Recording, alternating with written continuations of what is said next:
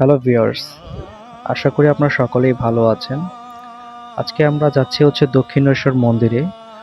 দক্ষিণেশ্বর মন্দিরের বিষয়টি নিয়ে আজকে ইন ডিটেইলস থাকছে এই ভিডিওতে। তো দক্ষিণেশ্বর মন্দিরে আপনারা কিভাবে যাবেন, সেখানে কি ব্যবস্থা আছে, সেই বিষয় নিয়ে আমরা কথা বলবো। তো তার আগে বলে রাখি, আমার এই ইউটিউব চ্যানেলটাকে আপনারা সাবস্ক্রাইব করবেন এবং কি ভিডিও কমেন্ট, লাইক, শেয়ার করে দেবেন। তো আমরা দক্ষিণেশ্বর মন্দিরে যাওয়ার জন্য আমরা বেসিকলি কলকাতায় গিয়ে থাকি। বাংলাদেশ থেকে আমরা কলকাতায় গিয়ে থাকি। তো কলকাতা থেকে আমরা মাইক্রো স্ট্রিটে আমরা সকলে উঠে থাকি। তো মাইক্রো স্ট্রিটের এখান থেকেই আমাদের মেট্রো রেল যেগুলো আছে, সেই মেট্রো রেল করে আপনারা ডিরেক্টলি দক্ষিণেশ্বর মন্দিরে নামতে পারবেন। দক্ষিণেশ্বর মন্দির থেকে নেমে হাতের বাম দিকেই আপনার একটা এরকম স্টেশন আছে, যেটা শুধু দক্ষিণেশ্বর মন্দিরে প্রবেশ করার জন্যই এটা তৈরি করা হয়েছে। সো আপনারা এখান থেকেই আপনারা হেঁটে হেঁটে আপনাদের দক্ষিণেশ্বর মন্দিরে যেতে হবে।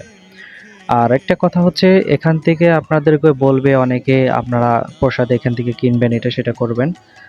একটা মনে রাখবেন যে প্রসাদ আপনারা এখান থেকে যদি কিনে থাকেন, তাহলে আপনারা দেখা যাচ্ছে যে আপনাকে খালি পায়ে হেঁটে যেতে হবে এত দূরে। তো আমরা কথায় দক্ষিণেশ্বর মন্দিরে এসে পড়লাম, দক্ষিণেশ্বর মন্দিরে প্রবেশ করব।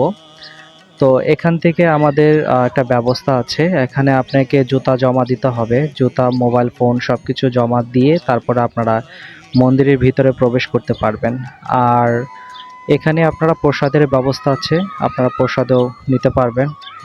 এবং কি যারা দূর দূরান্ত থেকে, বাংলাদেশ থেকে ডিরেক্টলি দক্ষিণেশ্বর মন্দিরে আসতে চান, তারাও আপনারা ট্রেন বাই দিয়ে আসতে পারেন। ট্রেনে থেকে যে স্টেশনে নেমে ওইখান থেকে আপনারা রিক্সা দিয়েও সহজে ইজিলি আপনারা আসতে পারবেন। এবং বাংলাদেশ থেকে যে বাস দিয়ে আসবেন, সেখান থেকেও আপনারা দক্ষিণেশ্বর মন্দিরে কথা বলে ওনারা সামনে যে নিয়ার বাই স্টপ আছে, সেখানে আপনাদেরকে নামায় দিলে আপনারা ইজিলি সহজে আসতে পারবেন। তো দেখা যাচ্ছে যে এখানে আসার পরে আপনাদের যখন বিভিন্ন ব্যবস্থা করা হচ্ছে থাকার জন্য, আপনারা এখানে থাকতে পারবেন এবং মার দর্শন করতে পারবেন। তো আমরা একটা পাশ, এই পাশটায় আসলে সবার জন্য উন্মুক্ত। এটা রানী রাসমণির মন্দির, এখানে আপনারা দর্শন করতে পারবেন। সামনে নদীও আছে। তো আমরা ওইখানে জুতা টুতা রেখে তারপরে হাতে প্রসাদ নিয়ে এখন আমরা মন্দিরের দিকে যাচ্ছি, কারণ হাতে প্রসাদ নিয়ে তো আর জুতা নিয়ে যাওয়া যায় না। আর এটা আরেকটা পাশ, যেখানে মন্দিরে প্রবেশের রাস্তা, সেখান থেকে আমরা যাচ্ছি। এটা পুকুর ঘাট, মন্দিরে, মায়ের মন্দিরে যাচ্ছি। তো আমরা হেঁটে হেঁটে যাব। তো যাই হোক, এই ভিডিওতে মাকে দর্শন তেমন করাতে পারলাম না, কারণ ভিতরে মোবাইল ফোন নিয়ে নিষিদ্ধ, তার জন্য। তো সকলে